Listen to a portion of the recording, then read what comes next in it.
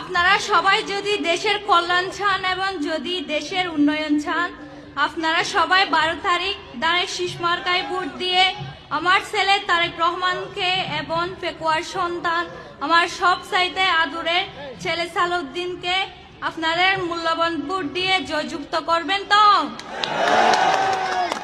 আমি রাজাখালী 1 নম্বর ওয়ার্ডের পক্ষ থেকে আপনাদের সবাইকে অভিনন্দন ও স্বাগতম। আপনারা সবাই আমার ছেলে সালাউদ্দিনকে ভোট দিবেন তো। আমার সন্তান আমার ছেলে, ফেকুয়ার সন্তান ফেকুয়ার অহংকার, আপনারা সবাই আমার ছেলেকে ভোট দিয়ে জয়যুক্ত করবেন তো।